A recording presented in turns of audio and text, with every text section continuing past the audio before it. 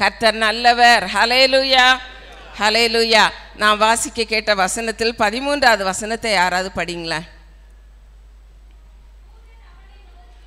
தூதன் அவனை நோக்கி, சகரியாவே பயப்படாதே, உன் வேண்டுதல் கேட்கப்பட்டது. ஹல்லேலூயா, ஹல்லேலூயா. உன் வேண்டுதல் கேட்கப்பட்டது. பயப்படாதே, உன் வேண்டுதல் கேட்கப்பட்டது. இந்த வார்த்தை கேட்கும்போது நம்ம எல்லாருக்குமே நம்முடைய வேண்டுதல், நம்முடைய விண்ணப்பம் கேட்கப்பட்டதானால் நம்ம எல்லாருக்கும் மிகுந்த சந்தோஷமாக இருக்கும். எல்லாரும் இந்த 50 நாள் நம்ம ஜபங்களிலே ஏறெடுத்ததான விண்ணப்பங்கள் எல்லாவற்றிற்கும் தேவனாகிய கர்த்தர் நமக்கு பதிலை தந்தா நமக்கு மிகுந்த சந்தோஷமாக இருக்கும். தேவனாகிய கர்த்தர் நிச்சயமாகவே நமக்கு தருவார். ஹல்லேலூயா. நம்முடைய விண்ணப்பங்களை எல்லாம் கர்த்தர் கேட்டிருக்கிறார். அவர் ஒன்றையும் அவர் மறந்து விடுகிற தேவன் இல்லை. நம்முடைய விண்ணப்பங்கள் எல்லாவற்றுக்கும் கர்த்தர் நமக்கு பதிலை தருவார். ஆனால் நாம் இந்த வேதத்தில் நாம் வாசிக்க கேட்ட இந்த வேத பகுதியில் பார்க்கும்போது நம்முடைய விண்ணப்பங்கள் கேட்க வேண்டுமானால் நாம் அழுகையோடும் விண்ணப்பங்களோடும் கர்த்தருடைய சமூகத்தில் வரணும். அது மட்டும் இல்லை, பாருங்க, அதில் 6வது வசனத்தை படிங்க. அவர்கள் இருவரும் கர்த்தரிட்ட சகல கற்பனைகளின் படியையும் நியமங்கள் படியையும் குற்றமற்றவர்களாய் நடந்து தேவனுக்கு முன்பாக நீதி உள்ளவர்களாய் இருந்தார்கள் என்று பார்க்கிறோம். நம்முடைய ஜெபம் கேட்கப்பட வேண்டுமானால் நம்ம எப்படி இருக்கணும்? நீதி உள்ளவர்களாய் காணப்பட வேணும். ஹல்லேலூயா, ஹல்லேலூயா. நம்ம வீட்டுக்குள்ள தேவ தூதன் வர வேண்டுமானால் நம்ம எப்படி இருக்கணும்? கர்த்தருக்கு பயந்து கர்த்தருடைய வசனத்தின்படி நடந்து கொள்ளுகிற குடும்பமாய் நாம் காணப்பட வேணும். நாம் கர்த்தருக்கு பிரியமுள்ள குடும்பமாய் காணப்பட்டால் நம்ம குடும்பத்தில் கசப்புகள், வைராக்கியங்கள், சண்டைகள், பிரச்சனைகள், போராட்டங்கள் இது எல்லாம் இருந்தால் ஆண்டவராகிய இயேசு கிறிஸ்து நம்ம குடும்பத்தில் வரமாட்டார். இதை எல்லாவற்றையும் நாம் உதறி தள்ளிவிட்டு நமக்கு நியமித்திருக்கிற ஓட்டத்திலே வசனம் எபிரேயர் 12ஆம் அதிகாரத்தில் நாம் வாசிக்க கேட்கிறது போல மேகம் போன்ற இத்தனை திரளான சாட்சிகள் நம்மை சூழ்ந்து கொண்டிருக்க பாரமான எல்லாவற்றையும் நம்ம என்ன செய்ய வேண்டுமா? உதறி தள்ளிவிட வேணும். கர்த்தருக்கு ஸ்தோத்திரம். நமக்கு நியமித்திருக்கிற ஓட்டத்திலே பொறுமையோடு ஓடணும். நமக்கு நியமித்திருக்கிற ஓட்டத்தில் பொறுமையோடு ஓடிக்கொண்டே இருந்தால் பிரச்சனை இல்லாத குடும்பம் இருக்கா? போராட்டம் இல்லாத குடும்பம் இருக்கா? வியாதி இல்லாத குடும்பம் இருக்கா?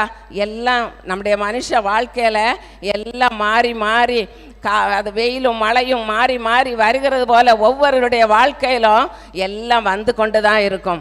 ஆனால் கர்த்தரை நாம் பற்றி கொண்டிருக்கிற மக்கள் ஒரே சிந்தனை உள்ளவர்களாக கர்த்தரை மாத்திரம் நாம் முன்னிறுத்தி அவருக்கு முதலிடம் கொடுப்போமானால் தேவ தூதன் நம்முடைய குடும்பத்தில் கடந்து வருவார். கர்த்தருக்கு ஸ்தோத்திரம். இந்த சகரியாவை பற்றி பார்க்கும்போது அவர் ஒரு ஆசாரியன் என்று பார்க்கிறோம். இந்த அவருடைய மனைவி எலிசபெத்து, அவர்கள் ஆரோனுடைய குமாரத்தி என்று பார்க்கிறோம். அப்படிப்பட்ட இவர்கள் 2 பேரும் கற்பனைகளின் படியும் நியமங்களின் படியையும் அவர்கள் குற்றமற்றவர்களாக கர்த்தருக்கு முன்பாக நீதி உள்ளவர்களாய் காணப்பட்டபடியினால அவர்கள் மத்தியிலே தேவ தூதன் வந்து நின்று சொல்றாரு, பயப்படாதே, உன் வேண்டுதல் கேட்கப்பட்டது. எல்லாரும் கரங்களை தட்டி கர்த்தரை மகிமைப்படுத்துவோமா? ஹல்லேலூயா, ஹல்லேலூயா. அப்படியானால் கர்த்தருக்கு பயந்து இருக்கும்போது நம்முடைய வேண்டுதல்களை கர்த்தர் கேட்கிறார். நம்முடைய கவலைகள், பாரங்களை அவர் விசாரிக்கிறார். ஹல்லேலூயா. அப்படியானால் நாம் எந்த அளவுக்கு கர்த்தருக்கு பயப்பட வேணுமோ அந்த அளவுக்கு நாம் கர்த்தருக்கு பயந்து நடக்கணும். கர்த்தருக்கு ஸ்தோத்திரம் உண்டாதாக. நாம் இந்த உலகத்தையே பார்த்து கொண்டிருந்து உலக சிற்றின்பங்களையே நாம் நோக்கி கொண்டிருப்போமானால் நமக்கு தரப்போகிற ஆசீர்வாதங்களை நாம் தவறி விடுவோம். கர்த்தருக்கு ஸ்தோத்திரம். நாம் கர்த்தரை முன்வைத்து, கர்த்தரை எனக்கு முன்பாக வைத்திருக்கிறேன், அவர் என் வலது பார்சத்தில் இருக்கிறபடியினால் நான் அசைக்கப்படுவதில்லை. அப்படியானால் கர்த்தரை நமக்கு முன்பாக வைத்திருந்தோமானால் நாம் அசைக்கப்படவே மாட்டோம். கர்த்தருக்கு ஸ்தோத்திரம். அசைக்கப்படவும் மாட்டோம். தேவ தூதன் நம்முடைய குடும்பத்தில் வந்து நம்முடைய அழுகையை அவர் பார்த்து நமக்குடைய எல்லா விண்ணப்பங்களுக்கும் அவர் பதிலை தருவார். கர்த்தருக்கு ஸ்தோத்திரம்.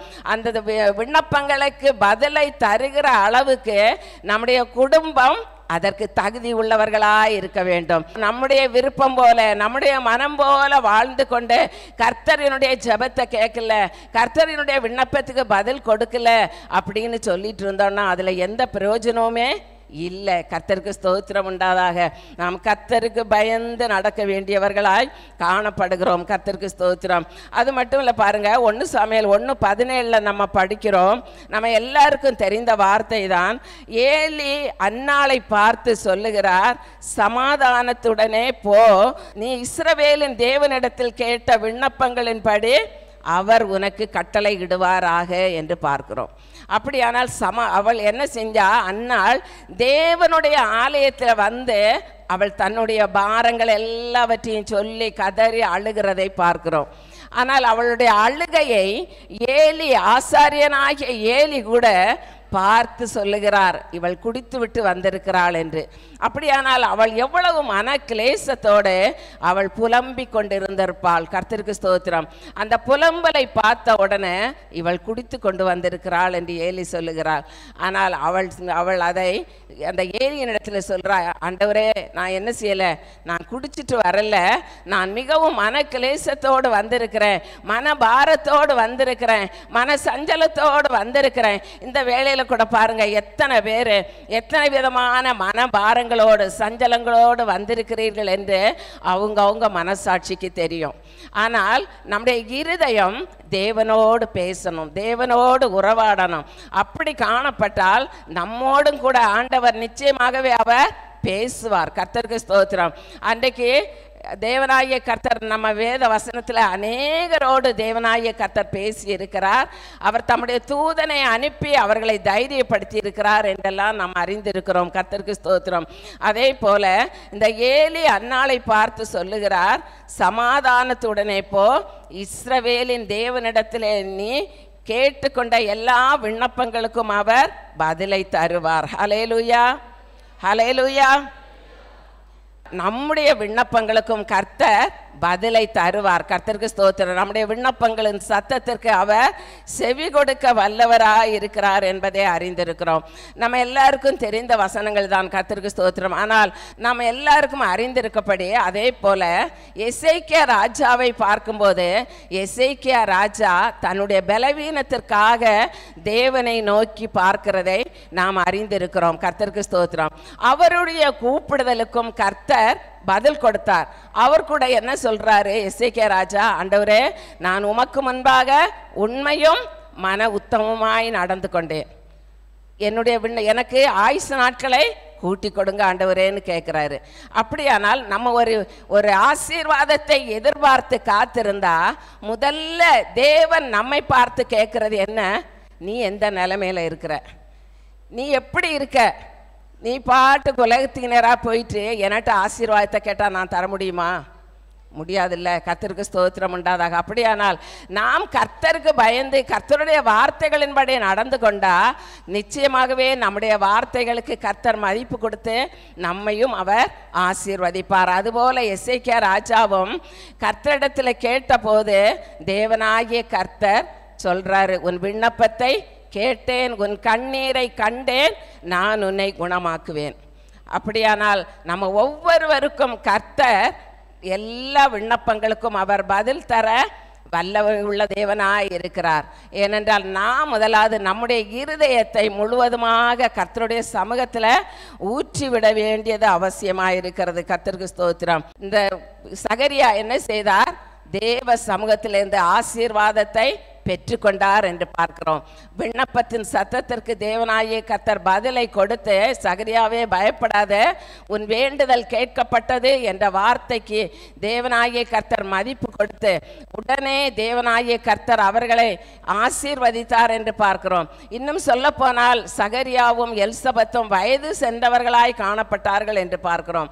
வயது சென்றவர்களாய் காணப்பட்டாலும் தேவன் நினைப்பாரானால் அதை தடுக்கத்தக்கவன் யாருமே இல்லை. கர்த்தருக்கு ஸ்தோத்திரம்.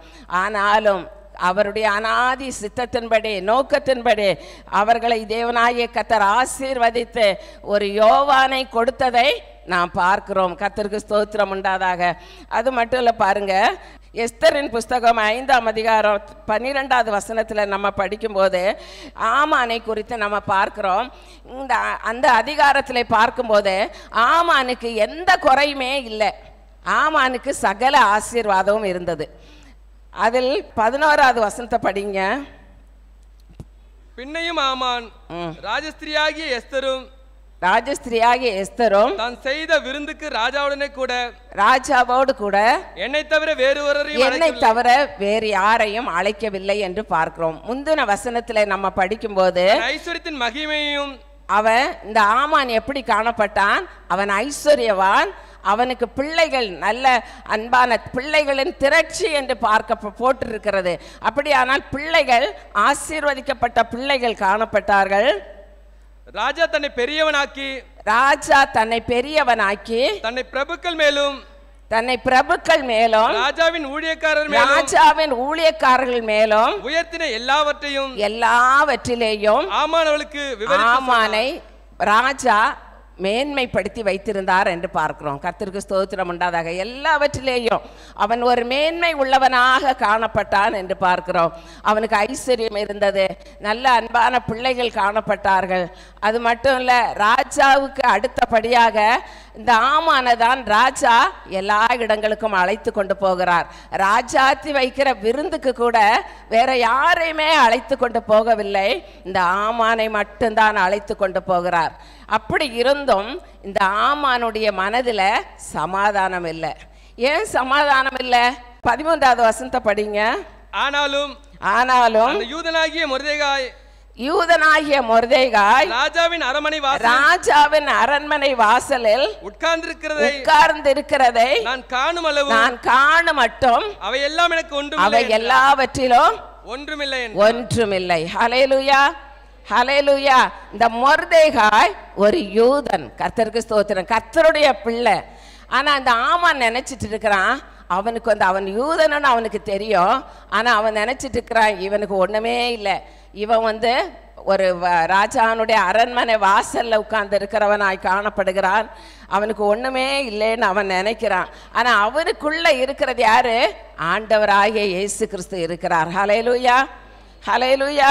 அப்படியானால் அவன் என்ன நினைக்கட்டும், ஆனால் நம்ம பார்த்து கூட யார் ஏளனமாக பேசட்டும், இவங்களுக்கு எதுவுமே வசதி இல்லை, இவங்களுக்கு படிப்பு இல்லை, இவங்களுக்கு அறிவு இல்லை, இவங்களுக்கு அந்தஸ்து இல்லை, எது எப்படி நினைத்தாலும் நமக்குள்ள இருக்கிறவர் பெரியவர். ஹல்லேலூயா, ஹல்லேலூயா. நமக்குள்ள ஜீவனுள்ள தேவன், அத வானத்தையும் பூமியை உண்டாக்கினவர் இருக்கிறபடினால நம்மை யாருமே அசட்டை பண்ண முடியாது. கர்த்தருக்கு ஸ்தோத்திரம் உண்டாதாக.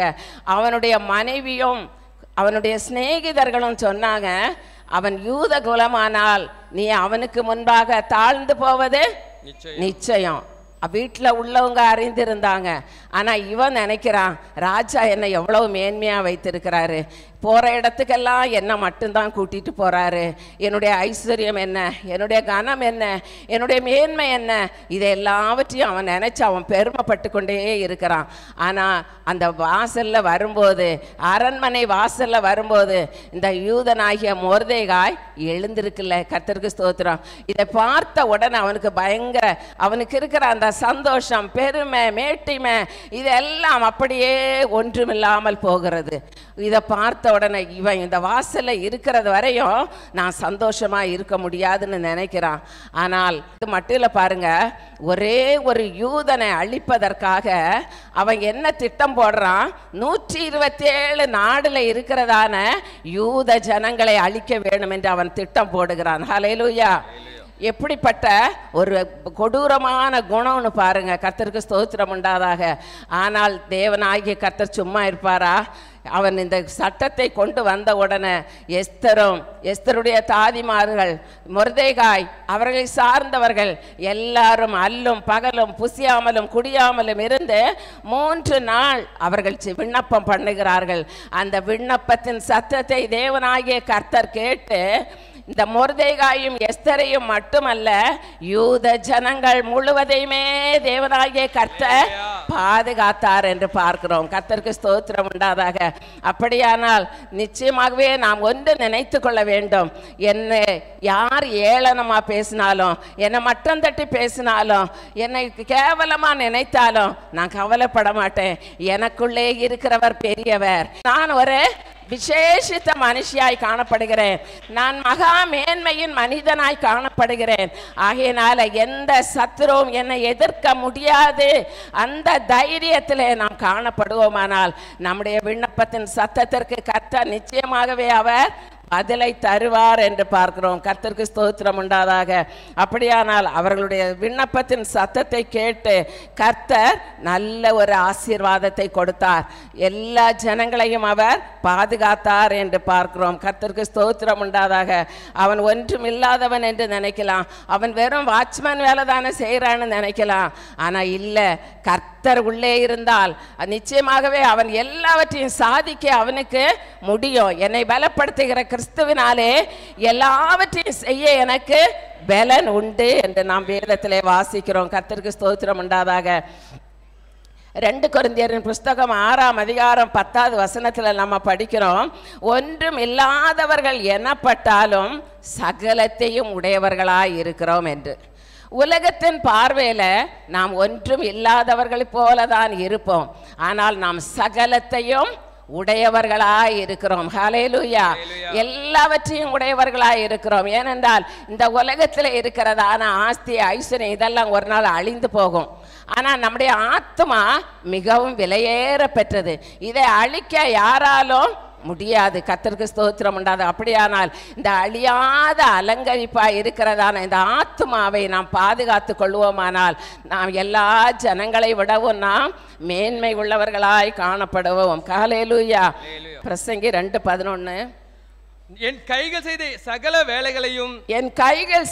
சகல வேலைகளையும் நான் பட்ட எல்லா பிரயாசத்தையும் கண்ணோக்கி பார்த்தேன். இதோ எல்லா மாயையும் மனதுக்கு சஞ்சலமாய் இருக்கின்றது. சூரியனுக்கு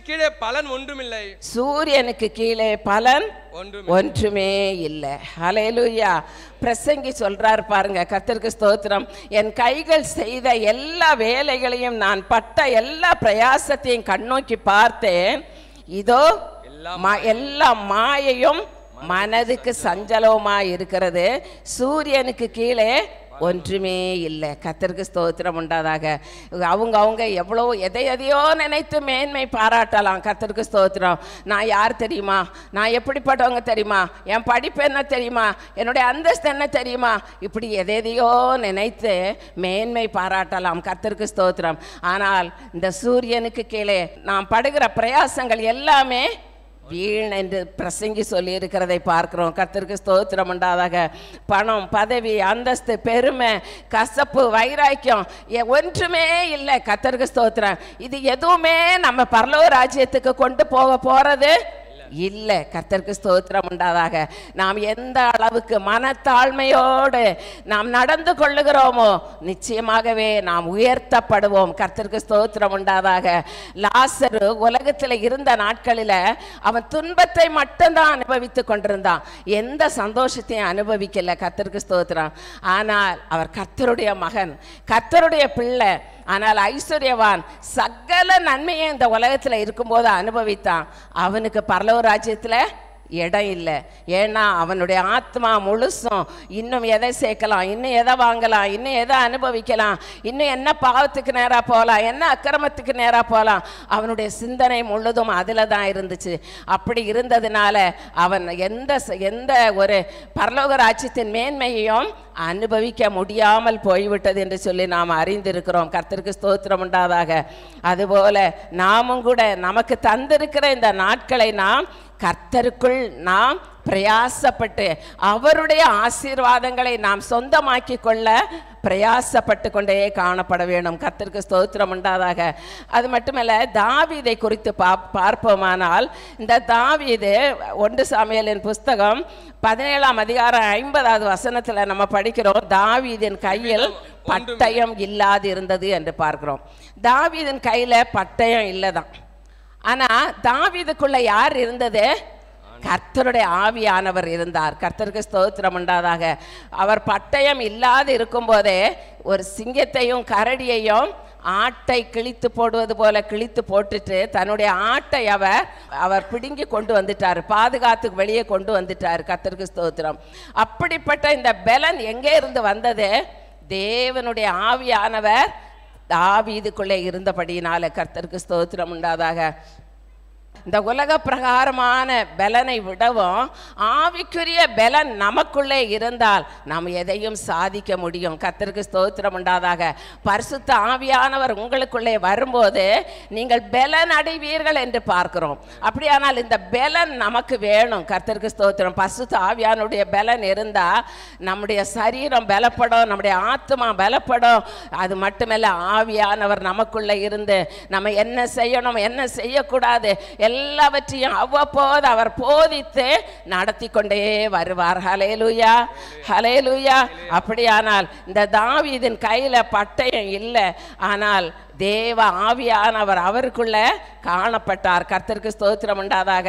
17ஆம் அதிகாரம் 47வது வசனத்துல நம்ம படிக்கும்போது அவர் அதை படிங்க. கர்த்தர் பட்டயத்தாலும் ஈட்டியினாலும் ரட்சிக்கிறவர் அல்ல என்று இந்த ஜனக்கூட்டம் எல்லாம் அறிந்து கொள்ளும். இந்த ஜனக்கூட்டம் எல்லாம் அறிந்து கொள்ளும். யுத்தம் கர்த்தருடையது, யுத்தம் கர்த்தருடையது. அவர் உங்களை எங்கள் கையில் ஒப்பு கொடுப்பார் என்றான். கர்த்தர் அவர்களை என் கையில் ஒப்பு கொடுப்பார். கர்த்தருக்கு ஸ்தோத்திரம் உண்டாதாக. அப்படியானால் எந்த ஆயுதம் இல்லை என்றாலும் கர்த்தருடைய ஆவியானவர் அவருக்குள்ளே இருப்பாரானால் நிச்சயமாகவே தேவனாகிய கர்த்தர் அவரை கொண்டு பெரிய காரியங்களை செய்வார். அதுபோல நம்ம ஒவ்வொருவரையும் எந்த விதமான தகுதி இல்லை என்றாலும் ஆவியானவர் நமக்குள்ளே இருப்பாரானால் நம்மை கொண்டு அவர் பெரிய காரியங்களை அவர் செய்வார். கர்த்தருக்கு ஸ்தோத்திரம். ஆவியானவர் மட்டும் நமக்குள்ள காணப்பட வேணும். கர்த்தருக்கு ஸ்தோத்திரம் உண்டாதாக.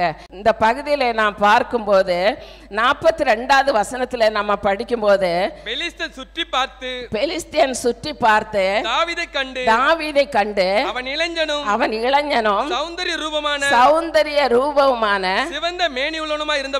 சிவந்த மேனியும் உள்ளவனுமாய் இருந்தபடியினால் அவனை அசட்டை பண்ணினான். கர்த்தருக்கு ஸ்தோத்திரம். அவன் தாவீதை பார்த்து கோலியாத் என்ன செய்யறான்? அசட்டை பண்றான்.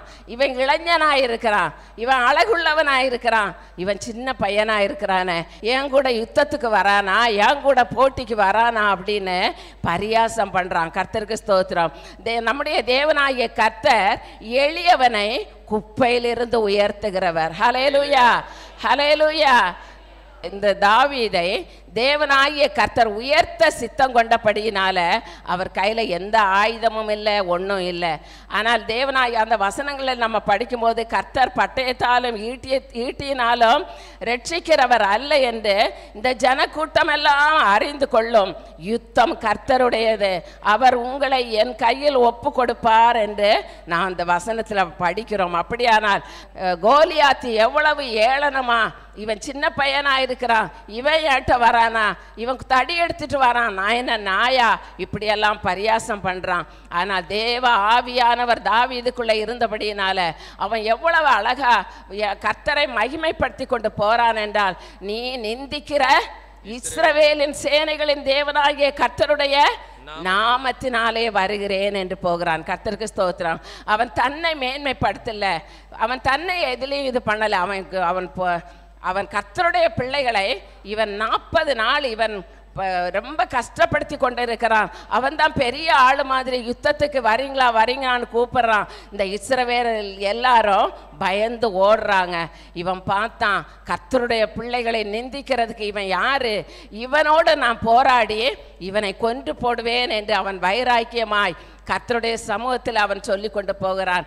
இவன் நீ நிந்திக்கிற இஸ்ரவேலின் சேனைகளின் தேவனாகிய கர்த்தருடைய நாமத்தினால நான் வர்றேன், நீ என்ன செய்ய முடியும், என்ன பண்ண முடியும் அப்படி என்று போய் அவன் ஒரு கல்லை அடித்த உடனேயே அவன் கோலியாத்து கீழே விழுந்துட்டான். அவன் மேலே ஏறி உட்கார்ந்து அவன் கத்திய உருவி அவன் தலையை வெட்டி எடுத்துட்டு வரான். அப்படியானால் அவன் எவ்வளவு தேவனாகிய கர்த்தர் அவனுக்கு ஒரு சாமர்த்தியத்தை கொடுத்திருக்கிறாரு பாருங்க. அவன் கிண்டல் பண்றான், நீ இளைஞ, நீ என்ன செய்ய முடியும்னு அவன் கிண்டல் பண்றான். ஆனா அவன் இளைஞன் தான், அவன் சின்ன பையன்தான் தாவீது. ஆனால் அவனுக்குள்ளே தேவ ஆவியானவர் பெரியவர் உள்ள இருந்தபடியினால அவன் என்ன செய்யறான், கோலியாத்தை வீழ்த்தி அவன் மேலே ஏறி உட்கார்ந்து அவன் ஆயுதத்தை எடுத்து அவன் தலையை வெட்டி கொண்டு வருகிறான். கர்த்தருக்கு ஸ்தோத்திரம். அப்படியானால் கர்த்தருடைய பிள்ளைகளுக்கும் அந்நியவர்களுக்கும் எத்தனை வித்தியாசம் இருக்கிறது என்று பாருங்க. கர்த்தருக்கு ஸ்தோத்திரம். நாம் ஆராதிக்கிற தேவன் பெரியவர். ஹல்லேலூயா, ஹல்லேலூயா. நாம் ஆராதிக்கிற தேவன் பெரியவராய் இருக்கிறபடினால நாம் ஒவ்வொரு குடும்பங்களிலும் அவர் பெரிய காரியங்களை செய்ய வல்லமை உள்ள தேவனாய் இருக்கிறார். கர்த்தருக்கு ஸ்தோத்திரம் உண்டாதாக. ஏசாயா 40ஆம் அதிகாரம் 17-18.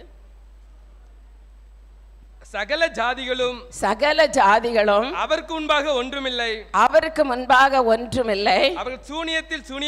அவர்கள் சூனியத்திலும் சூனியமாகவும் மாயையாகவும் எண்ணப்படுகிறார்கள். இப்படி இருக்க தேவனை யாருக்கு ஒப்பிடுவீர்கள்? எந்த சாயலை அவருக்கு ஒப்பிடுவீர்கள்? ஹல்லேலூயா, ஹல்லேலூயா. சகல ஜாதிகளிலும் அவருக்கு முன்பாக ஒன்றுமே இல்லை. எல்லாரும் எப்படியாம் சூனியத்திலும் சூனியமாகவும் மாயையாகவும் எண்ணப்படுகிறார்கள். இப்படி இருக்க தேவனை யாருக்கு ஒப்பிடுவீர்கள்? எந்த சாயலை அவருக்கு ஒப்பிடுவீர்கள் என்று பார்க்கிறோம். கர்த்தருக்கு ஸ்தோத்திரம். நம்முடைய தேவன் அவர் மகா பெரிய பராக்கிரமசாலியாய் காணப்படுகிறார். கர்த்தருக்கு ஸ்தோத்திரம் உண்டாதாக. அவர் பராக்கிரமசாலியாக நம்மோடு கூட இருக்கிறபடியினால நம்மை கொண்டு அவர் அற்புதமான காரியங்களை செய்வார். கர்த்தருக்கு ஸ்தோத்திரம் உண்டாதாக. அந்த தாவீதோடு கூட கர்த்தர் இருந்தபடியினால ஒரு பெரிய அற்புதத்தை செய்ய ஏதுவாய் காணப்பட்டது. எல்லாரும் ஆச்சரியப்படுறாங்க. சவுல் ராஜா ஆச்சரியப்படுகிறார். இந்த சின்ன பையனாயிருந்து கூட பிறந்த சகோதரர்கள் அவனை துரத்துறாங்க. நீ எதுக்கு இங்க வந்த, நீ என்ன செய்வ அப்படின்னு துரத்தி விடுறாங்க. ஆனா அவன் எதுக்குமே அவன் செவி சாய்க்கவில்லை. நான் என்ன செய்வேன், நான் என் தேவனுடைய ஆவியானவர் எனக்குள்ள இருக்கிறாரு. தேவ ஆவியானவர் எனக்குள்ள இருந்தா நான் எல்லாவற்றிலும் ஜெயம் எடுப்பேன். நான் எதிலையுமே நான் தோற்று போகவே மாட்டேன் என்று சொல்லி அவன் காணப்படுகிறதை பார்க்கிறோம். கர்த்தருக்கு ஸ்தோத்திரம் உண்டாதாக. அப்படியானால் கர்த்தருக்கு முன்பாக எல்லாமே சூனியத்திலும் சூனியமாகவும் மாயையாகவும் காணப்படுகிறது என்று பார்க்கிறோம். அப்படியானால் நம்முடைய தேவன் அவர் நம்மை பிரகாசிக்க பண்ணுகிற மெய்யான ஒளியாய் காணப்படுகிறார் என்று நாம் பார்க்கிறோம். கர்த்தருக்கு ஸ்தோத்திரம். ஏசாயா 54:7 நம்ம படிக்கிறோம். உனக்கு விரோதமாக உருவாக்கப்படும் எந்த ஆயுதமும் வாய்க்காது. நமக்கு விரோதமாக யார் என்ன பிரயாசப்பட்டாலும் நாம் கர்த்தருடைய பிள்ளைகளாய் இருப்போமானால் நம்ம எதையுமே செய்யவே முடியாது. கர்த்தருக்கு ஸ்தோத்திரம் உண்டாதாக. எந்த சக்தியும் நம்மை தொட முடியாது. கர்த்தருக்கு ஸ்தோத்திரம் உண்டாதாக. கடந்த வாரத்தில் ஒரு 3-4 சகோதரிகள் என்கிட்ட சொன்னாங்க, இருதயத்துக்குள்ள ஒரு இனம் புரியாத ஒரு பயம், ஒரு திகில், என்ன நடக்க போகிறதுனே தெரியல, அப்படி பயங்கரமாக காணப்படுகிறது என்று சொன்னாங்க. கர்த்தருக்கு ஸ்தோத்திரம். நானே நினைத்தேன், தொடர்ந்து 3-4 பேர் இதே வார்த்தையை சொல்றாங்களே, இது எதனால? சத்துரு எப்படியாவது அவர்களை என்ன செய்யணும், வீழ்த்த அவன் பிரயாசப்படுகிறான். கர்த்தருக்கு ஸ்தோத்திரம் உண்டாதாக. அந்த பயத்தை கொண்டு வந்து, திகிலை கொண்டு வந்து அவர்களை எப்படியாவது கர்த்தருக்கு முன்பாக நடக்க விடாதபடிக்கு அவர்களை அப்படியே அவளுடைய இருதயத்தை சாய பண்ணுகிறதை பார்க்கிறோம். கர்த்தருக்கு ஸ்தோத்திரம். ஆனால் வசனம் சொல்லுகிறபடி பயப்படாதே என்று சொல்லி இருக்கிறார். கர்த்தருக்கு ஸ்தோத்திரம். நாம் எதை குறித்தோம் பயப்படவே கூடாது. நம்முடைய ஆண்டவராகிய இயேசு கிறிஸ்து நமக்குள்ளே இருக்கும்போது, நாம் ஆராதிக்கிற தேவன் வல்லமை உள்ளவராய் இருக்கிறபடியினால நாம் எந்த விதத்திலேயும் பயத்துக்கு இடம் கொடாதபடிக்கு நாம் தைரியம் உள்ளவர்களாய் காணப்படுவோமானால் நிச்சயமாகவே கர்த்தர் நம்மை ஒருபோதும் கைவிடவே மாட்டார். கர்த்தருக்கு ஸ்தோத்திரம். இந்த பயம்ன்றது மனுஷனுக்கு அது சர்வசாதாரணமானது தான். கர்த்தருக்கு ஸ்தோத்திரம் உண்டாதாக. சிலர் எதற்கு பயப்படுறோன்னு தெரியாது. கர்த்தருக்கு ஸ்தோத்திரம் உண்டாதாக. தவிர்க்க முடியாத ஒரு காரியம்தான். இருந்தாலும் சிலருக்கு மரண பயம் வரும், சிலருக்கு வருங்காலத்தை குறித்ததான பயம். சிலருடைய வாழ்க்கையில் இவ்வளவு பண தேவை இருக்கிறதே, நான் என்ன செய்வேன், என்னுடைய தொழில் நசிஞ்சு போகிறதே, நிறைய கடன் ஆகிவிட்டதே, நான் என்ன பண்ணுவேன், இப்படி ஒவ்வொரு விதத்திலையும் நாம் ஒவ்வொரு காரியங்களையும் நினைத்து நாம் பயப்படுகிறோம். கர்த்தருக்கு ஸ்தோத்திரம். ஆனால் ஆண்டவர் சொல்லியிருக்கிறார், பயப்படாதேன்னு சொல்லியிருக்கிறார். கர்த்தருக்கு ஸ்தோத்திரம். நம்ம பாடணும்ல, சீயோன் குமாரத்தியே நீ ஏன் கலங்குகிறாய், நீ ஏன் எனக்குள் தேங்குகிறாய், நீ யாரை பார்த்து காத்துரு, நீ கர்த்தரை பார்த்து காத்துரு. 42ஆம் சங்கீதத்தில் நம்ம படிக்கிறோம்ல, சீயோன் குமாரத்தியே நீ ஏன் கலங்குகிறாய், நீ ஏன் எனக்குள் தேங்குகிறாய், தேவனை நோக்கி காத்துரு, அவர் சமூகத்திலிருந்து உங்களுக்கு ரட்சிப்பு வரும். கர்த்தருக்கு ஸ்தோத்திரம். நாம் பார்க்க வேண்டிய ஒரு இடம் இருக்கிறது. நாம் கர்த்தருடைய முகத்தை பார்க்க வேண்டும். நாம் மற்றவர்களை பார்க்கிறதை விடவும் நாம் கர்த்தருடைய சமூகத்தில் உட்கார் அவருடைய முகத்தை பார்ப்போமானால் இந்த பயம் எல்லாவற்றையும் அவர் எடுத்து போடுவார். அவர்கள் அவரை நோக்கி பார்த்து பிரகாசம் அடைந்தார்கள் என்று பார்க்கிறோம். அப்படியானால் உடனே அப்பாலே போ சாத்தானே என்று சொல்லி நாம் பயத்தை முற்றிலுமாய் எடுத்து போட வேணும். ஆண்டவரே எனக்கு இந்த பயம் வரக்கூடாது, இந்த திகில் என்னுடைய வாழ்க்கையில் வரக்கூடாது. ஆண்டவரே நான் உம்முடைய பிள்ளை, நான் உம்முடைய பிள்ளையாக இருக்கிறபடினால இந்த பயம் எனக்கு வரக்கூடாது. இந்த பயப்படுத்துகிற சாத்தானை இயேசு நாமத்தில் அப்புறப்படுத்துங்க ஆண்டவரே என்று சொல்லி நாம் ஜெபித்தோமானால் கர்த்தர் நம்முடைய ஜெபத்துக்கு அவர் பதில் தருவார். கர்த்தருக்கு ஸ்தோத்திரம் உண்டாதாக. 23ஆம் சங்கீதம் 4வது வசனத்தில் நம்ம படிக்கிறோம், நான் மரண இருளின் பள்ளத்தாக்கில் நடந்தாலும் பொல்லாப்புக்கு பயப்படேன், தேவரீர் என்னோடு கூட இருக்கிறீர். அப்ப நம்ம ஏன் பயப்பட மாட்டோம்? கர்த்தர் நம்மோடு கூட இருக்கிறபடினால. மரண இருளின் பள்ளத்தாக்கில் நடந்தாலும் நான் பொல்லாப்புக்கு பயப்பட மாட்டேன், கர்த்தர் என்னோடு கூட இருக்கிறார், அவருடைய கோலும் தடியும் என்னை தேற்றும். ஹல்லேலூயா, ஹல்லேலூயா. நம்மை தேற்றுவதற்கு ஒருவர் இருக்கிறார். இந்த உலகத்தில் யாருமே நம்மை தேற்ற வரமாட்டாங்க. கர்த்தருக்கு ஸ்தோத்திரம். நம்ம நேரில் பார்த்தா நமக்காக அவர்கள் கவலைப்படுகிறது போல, நம்மை தேற்றுகிறவர்கள் போல காணப்படுவார்கள். ஆனால் நம்மை விட்டு அந்த பக்கம் போன உடனே நமக்கு புறம் பேசுவார்கள். கர்த்தருக்கு ஸ்தோத்திரம். இதுதான் உலகம்.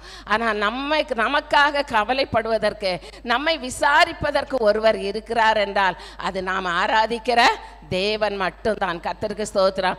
அவரை மட்டும் நாம் பிடித்து கொள்வோமானால் எந்த சந்தர்ப்பத்திலேயும் நாம் தளர்ந்து போக மாட்டோம், நாம் விழுந்து போக மாட்டோம். கர்த்தருக்கு ஸ்தோத்திரம்.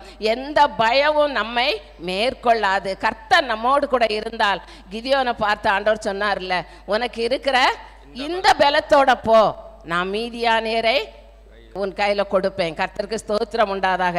அப்படி அதுபோல பாருங்க, நியாயாதிபதிகளின் புஸ்தகம் 7ஆம் அதிகாரம் 12வது வசனம் படிங்க. மீதியானியரும் அமலேக்கியரும் மீதியானியரை அமலேக்கியரும் சகல கிழக்கத்திய புத்திரரும் வெட்டுக்கிளிகளைப் போல திரளாய் படுத்திருந்தார்களாம். கர்த்தருக்கு ஸ்தோத்திரம் உண்டாகாத. ஒட்டகங்களுக்கு கணக்கில்லை, கடற்கரை மணலை போல இருந்துதான். கர்த்தருக்கு ஸ்தோத்திரம் உண்டாதாக. அந்த வசனத்தை படிக்கும்போது மீதியானியர் அமலேக்கியரும் சகல கிழக்கத்திய புத்திரரும் வெட்டு கிளைகளைப் போல திரளாய் படுத்திருந்தார்களாம். கர்த்தருக்கு ஸ்தோத்திரம் உண்டாதாக. ஒட்டகங்களுக்கு கணக்கில்லை என்று பார்க்கிறோம். கர்த்தருக்கு ஸ்தோத்திரம். கடற்கரை மணலை போல திரளாய் இருந்தது என்று பார்க்கிறோம். கர்த்தருக்கு ஸ்தோத்திரம். ஆனால் இந்த கிதியோன் கர்த்தருடைய வார்த்தையை கேட்டு தான் எல்லாவற்றிலையும் செயல்படுகிறான். நான் இவர்களோடு யுத்தத்திற்கு போட்டுமா? ஒவ்வொரு சந்தர்ப்பத்திலேயும் ஆலோசனை கேட்டு இந்த கிதியோன் நடக்கிறதை பார்க்கிறோம். கர்த்தருக்கு ஸ்தோத்திரம் உண்டாதாக. எவ்வளவு ஒரு ஜனக்கூட்டம் இருந்தாலும் ஆண்டவர் பிரித்து கொடுத்தது வெறும் 300 பேரை மட்டும் தான் பிரித்து கொடுத்தார். கர்த்தருக்கு ஸ்தோத்திரம் உண்டாதாக. அந்த 300 பேரையும் அழைத்து கொண்டு போய் இந்த கிதியோன் யுத்தத்துக்கு போகிறதை பார்க்கிறோம். அவர் யுத்தத்திற்கு போகும்போது கூட எந்த ஆயுதத்தையும் கொண்டு போனதாக வேதத்தில் குறிப்பிடப்படவில்லை. கர்த்தருக்கு ஸ்தோத்திரம். அவர் கொண்டு போன ஆயுதம் என்ன ஆயுதம்? ஒரு பானை, ஒரு தீவெட்டி, எக்காலம். கர்த்தருக்கு ஸ்தோத்திரம் உண்டாதாக. இடது கையில் தீவெட்டியை வச்சுருந்தாங்க, வலது கையில் எக்காலத்தை ஊதுனாங்க, பானையை உடைச்சாங்க. கர்த்தருக்கு ஸ்தோத்திரம். அந்த சத்தத்தை கேட்ட உடனேயே எல்லாரும் ஒரே நேரம் அதை செய்து, அவங்க கிதியோன் சொல்றார், நான் என்ன செய்கிறேனோ என்னை பார்த்து அதே போல செய்யுங்கன்னு சொன்னார். கர்த்தருக்கு ஸ்தோத்திரம். அதே போல அந்த 300 பேரும் ஒரே டைம்ல செய்த உடனே சத்துரு சிதறுண்டு ஓடி போனார்கள் என்று பார்க்கிறோம். அவனுக்குள்ள தைரியம் அவ்வளவுதான். கர்த்தருக்கு ஸ்தோத்திரம் உண்டாதாக. அப்படியானால் நமக்குள்ள இருக்கிறவர் அவர் பெரியவராக இருக்கிறபடினால சத்துரு நம்ம பயப்படுத்த வருவான். ஆனால் அவன் வெறும் அந்த காலி பானையை போட்டு உடைச்ச உடனே அவன் என்ன பண்ணுறான், அந்த சத்தத்துக்கே அவன் பயந்து ஓடுறான். கர்த்தருக்கு ஸ்தோத்திரம் உண்டாதாக. அது அப்படியானால் நிச்சயமாகவே நான் பயப்பட வேண்டிய அவசியமே இல்லை. ஒரு பாட்டு பாடலாமே, நான் பயப்பட மாட்டேன், நான் பயப்பட மாட்டேன், பயப்பட மாட்டேன், நான் பயப்பட மாட்டேன், இயேசு என்னோடு இருப்பதினால். பயப்பட மாட்டேன், நான் பயப்பட மாட்டேன், இயேசு என்னோடு இருப்பதினால். இயேசு என்னோடு இருப்பதினால். காற்று வீசட்டும், கடல் பொங்கட்டும், காற்று வீசட்டும், கடல் பொங்கட்டும், எனது நங்கூரம் இயேசு இருக்கிறார், எனது நங்கூரம் இயேசு இருக்கிறார். பயப்பட மாட்டேன், நான் பயப்பட மாட்டேன், பயப்பட மாட்டேன், நான் பயப்பட மாட்டேன், இயேசு என்னோடு இருப்பதினால். இயேசு என்னோடு இருப்பதினால். ஹல்லேலூயா. அப்படியானால் இந்த கிதியோனை சார்ந்த ஆட்களையும் கண்டு எதிரிகள் பயந்து ஓடினார்கள் என்று பார்க்கிறோம். கர்த்தருக்கு ஸ்தோத்திரம் உண்டாதாக. யாத்திரையாகமம் 14ஆம் அதிகாரம் 14வது வசனத்தில் நம்ம படிக்கிறோம், கர்த்தர் உங்களுக்காக யுத்தம் செய்வார், நீங்க சும்மா இருங்கள் என்று சொல்லி இருக்கிறார். கர்த்தருக்கு ஸ்தோத்திரம் உண்டாதாக. நமக்காக யுத்தம் செய்வதற்கு தேவன் இருக்கிறார். நாம் கர்த்தருடைய பிள்ளைகளானால் நமக்காக யுத்தம் செய்ய ஒருவர் இருக்கிறார். அவரை மட்டும் நாம் விடாமல் பிடித்து கொள்ள வேணும். ஆண்டவரே, நீர் என்னை விட்டு போகாதீங்கப்பா, நீங்கள் எனக்குள்ளேயே வாசமாயிருங்கப்பா, எங்களுக்குள்ளே வாசமாயிருங்க, எங்களுக்குள்ளே உலாவுங்க ஆண்டவரே என்று சொல்லி நம்மை முழுவதுமாக அவர் பாதத்திலே அர்ப்பணிக்கும் போது கர்த்தர் நம்மை கொண்டு அவர் பெரிய காரியங்களை செய்வார். கர்த்தருக்கு ஸ்தோத்திரம் உண்டாதாக. எரேமியா 32:17 வசனத்தில் நம்ம படிக்கும்போது, கர்த்தராகிய ஆண்டவரே, எரேமியா 32:17, கர்த்தராகிய ஆண்டவரே, இதோ தேவரீர் உம்முடைய மகா பெரிய பலத்தினாலும் நீட்டப்பட்ட உம்முடைய புயத்தினாலும் வானத்தையும் பூமியும் உண்டாக்கினேன். உம்மாலே செய்யக்கூடாத அதிசயமான காரியம் ஒன்றுமே இல்லை. கர்த்தருக்கு ஸ்தோத்திரம் உண்டாதாக.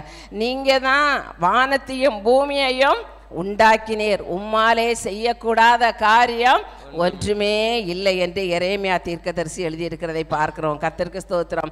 அப்படியானால் என் தேவனால கூடாத காரியம் ஒன்றுமே இல்லை. கர்த்தருக்கு ஸ்தோத்திரம். வானத்தையும் பூமியையும் உண்டாக்கி இருக்கிறார்.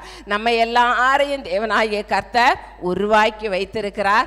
இந்த இடத்துல கர்த்தர் நம்மை கொண்டு வந்திருக்கிறதும் கர்த்தர் தான். கர்த்தருக்கு ஸ்தோத்திரம் உண்டாதாக. அநாதி ஸ்நேகத்தினால நம்மை அவர் நேசித்திருக்கிறார். கர்த்தருக்கு ஸ்தோத்திரம். எத்தனை கோடி ஜனம் இருந்தாலும் அவருக்கென்று அவர் தம்முடைய பிள்ளைகளை அவர் சேர்த்து வைத்திருக்கிறார். கர்த்தருக்கு ஸ்தோத்திரம் உண்டாதாக. நியாயாதிபதிகளின் புஸ்தகம் 14ஆம் அதிகாரம் 6வது வசனத்தில் நம்ம படிக்கிறோம், சிம்சோன் இடத்துல கர்த்தருடைய ஆவியானவர் இருந்தார் என்று பார்க்கிறோம். கர்த்தருக்கு ஸ்தோத்திரம். சிம்சோன் இடத்துல கர்த்தருடைய ஆவியானவர் இருந்தார். கர்த்தருடைய ஆவியானவர் இருந்தபடியினால அவரை கொண்டு கர்த்தர் பெரிய காரியங்களை செய்தார் என்று பார்க்கிறோம். கர்த்தருக்கு ஸ்தோத்திரம் உண்டாதாக.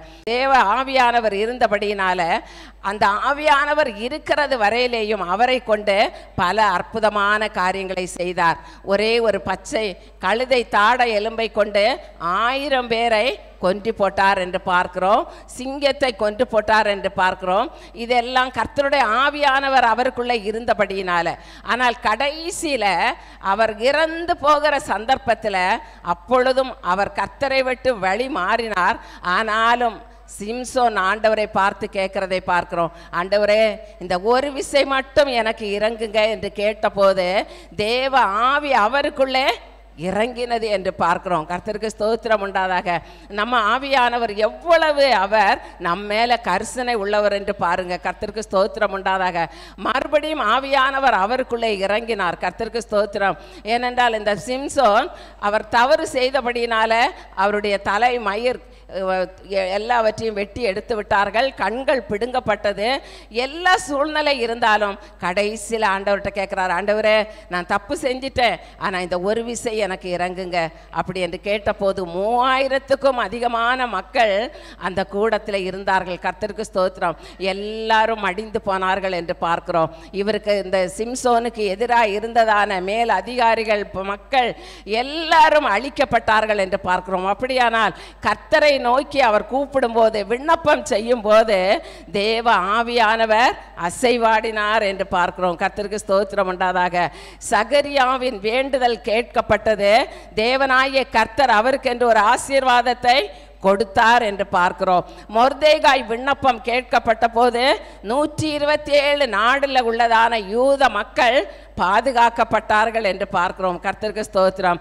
தாவீதினுடைய ஜெப விண்ணப்பத்தை கேட்டு எதிரி மடிந்து போனான் என்று பார்க்கிறோம். கர்த்தருக்கு ஸ்தோத்திரம்.